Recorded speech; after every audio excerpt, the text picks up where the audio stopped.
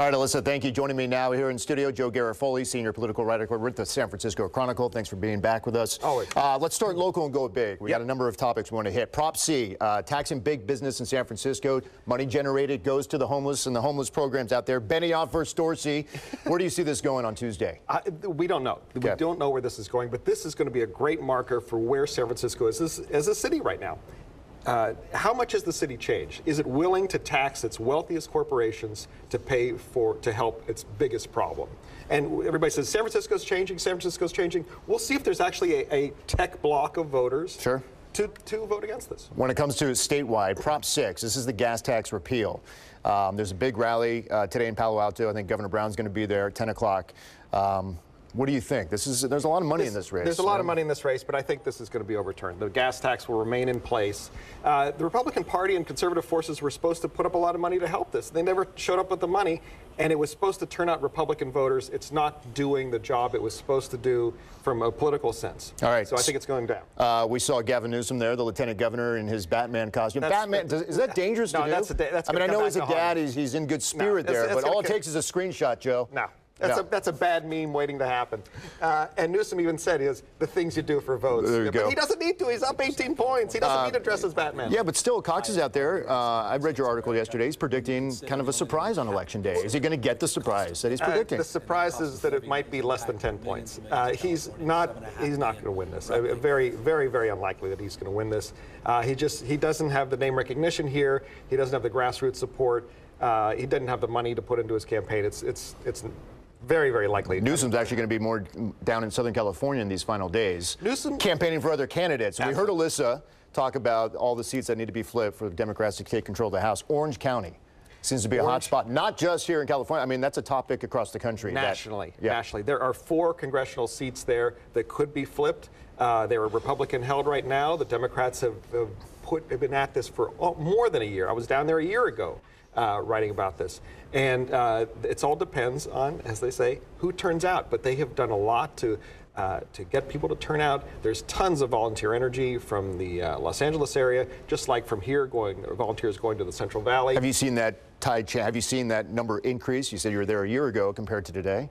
Here's what our prediction is. Of the 7 House seats that the Democrats are targeting throughout California, the over-under, we say, are 2 that will be flipped. Maybe one definitely in Orange County, maybe another in Orange County, and maybe one in the Central Valley. All right, you talk about the voter turnout. I mean, California kind of known for the midterm blues, not really getting that many people to the polls. Right. Some counties here in the Bay Area are already seeing high numbers, as we said, in Contra Costa County. Do you expect numbers like the presidential election from 2 years ago? I don't know about the presidential election. Okay. They're thinking about 56% or so, which would be, everybody's cheering that. Woo, that's incredible. But it's still, how many, you're leaving more than 40% of the voters on the sidelines. But compared to, what was it, 24% a year ago, or the last midterm, it's an improvement on that. It's still pathetic. All right, nationally, Florida, there's a lot of attention, not just on the governor's race there, but also the Senate race between Bill Nelson and Rick Scott. But you say also Georgia. Georgia, I think, is a more significant race. That is the race where America could see its first ever African-American woman as a governor anywhere in the 200-plus year history of the country. Oprah there campaigning yesterday. Oprah's campaigning. That I don't know how much that's worth, but I think that definitely shows a bigger spotlight on the race. Stacey Abrams, she's the African-American woman who's the Democrat there. Brian Kemp is the sitting Secretary of State. The interesting thing there is if there's some voter problems, so the Secretary of State would be in charge of his own campaign. So that's a little weird. And Vice President was there also campaigning for the Republican candidate.